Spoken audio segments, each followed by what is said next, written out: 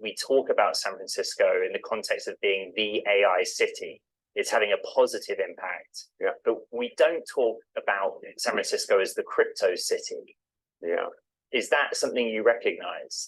Well, that's really unfortunate, because I think, unfortunately, this administration made a really bad call at the city level or at the federal level? At the federal level. They pretty much killed San Francisco from being what it was, the blockchain capital of the world. We owned it, and we don't anymore because the Biden administration, for whatever reason, decided they want to push this industry offshore, and so it's London, Singapore, Dubai that really are the global capitals of blockchain. That's unfortunate.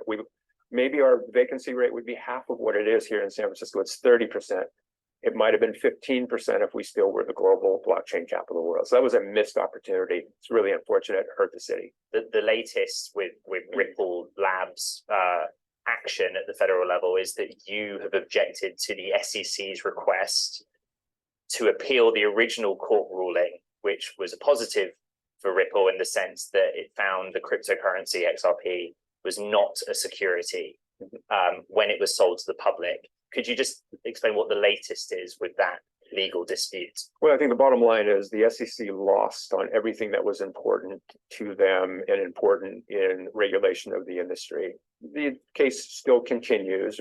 There's appeal processes that everybody has the right to do. But we think that this is really groundbreaking. This is the law of the land. And it's actually quite good news, I think, I think the US screwed up here on crypto and blockchain policy. This is the beginning now through the courts, unfortunately, instead of the regulators, to get that clarity and get us back in the game. There's kind of both happening in parallel. There's your situation with the SEC.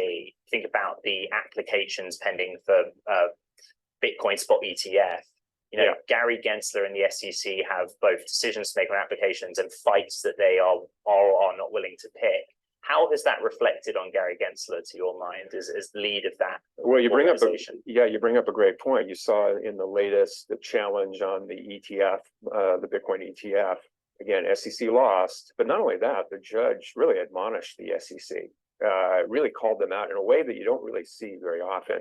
I think it's just more proof that Gary Gensler's decision of sort of engaging this regulation by enforcement, rather than getting clear laws, he knows they're not clear. He just likes that lack of clarity so that he can go after anybody and make up the rules as he goes along through bullying. And that's not the American way. This should be at Congress. We should have clear rules from the legislatures, not through these sort of unelected, power-hungry, and really misplaced decision makers that you see in Gary Gensler.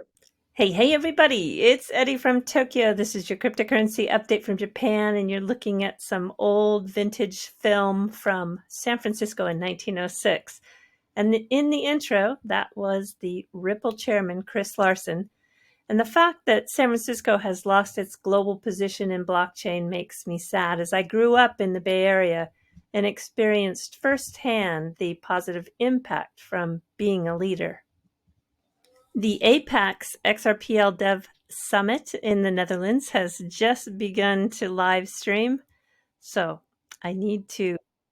Oh, here we go. Wow. Okay. So David gave the opening keynote, and I hope they archive these because it's just really full of great information. All right, moving right along. The big news in the last 24 hours was SBI Japan. They have confirmed that they are expanding XRP for its utility in on-demand liquidity in these international remittances. This is an article that came from Vietnam. Here's a Spanish-speaking media covering that news. Covered as well in France. Covered in South Korea. Covered in Turkey, and even covered in Russia. It's big news. Now, what's interesting is Tranglo.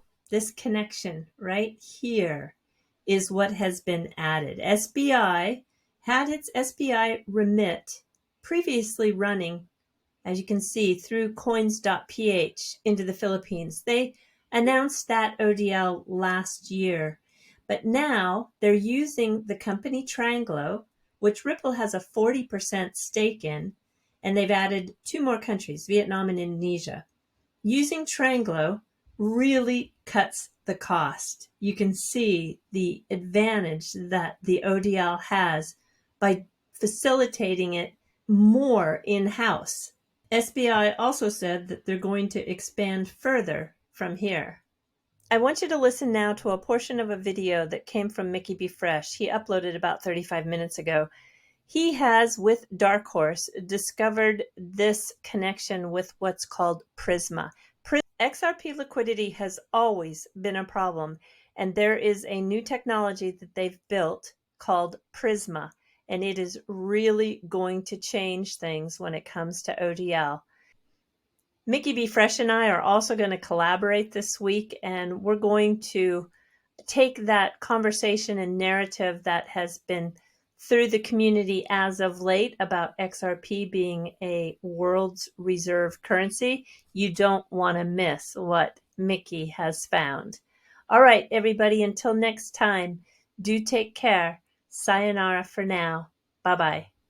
You see anything new on the horizon that you guys are paying attention to? Like, you know what? I think this might be the next thing that might be big and in the crypto industry and blockchain industry. I mean, I'm going to dodge that question. I'm just going to tell you right now, I'm dodging that one. Okay. We've been investigating using DEX services for ODL, and that would include being able to trade against AMMs. That doesn't currently happen. Prisma can use DEX liquidity. Prisma can also use multiple exchange liquidity, and it can break large transactions into smaller transactions. It can aggregate them to sort of more intelligently take advantage of liquidity. So that's what Prisma does. We have started a major effort to integrate DEX use into ODL. I'm gonna give a shout out first to Dark Horse on Twitter, who discovered this in recently released SEC documents. We now have the technology that underpins ODL and Liquidity Hub. And as more people provide liquidity, the price will go up. And we're going to take a look now, and this is going to be a lot thrown at you in one video, but I'm going to break this down over next couple of weeks, next couple of days really, in further detail. And we're going to look at the liquidity flywheel. And the liquidity flywheel is something that I find the perfect example of what will give you a visual of how this is going to work. I'm sure many of you will get this. Some of you, it might go over the top of your head, but stick with me here. So volume through the pools means increased fees, which means increased liquidity provider returns. Now there's a continuous auction mechanism, and since the XRP ledger, it's at a network layer, the arbitrageurs will be paying for the rights. So that's additional revenue. That drives up liquidity returns, right? Which means deeper liquidity because more people now come into the pool. Drives liquidity deeper. And what does that do? Drives slippage down. Slippage goes down, volume goes up. And then volume goes up means the fees go up. Fees go up, liquidity providers make more. And round we go. That's the liquidity flywheel. That is what is going to drive the value of XRP up.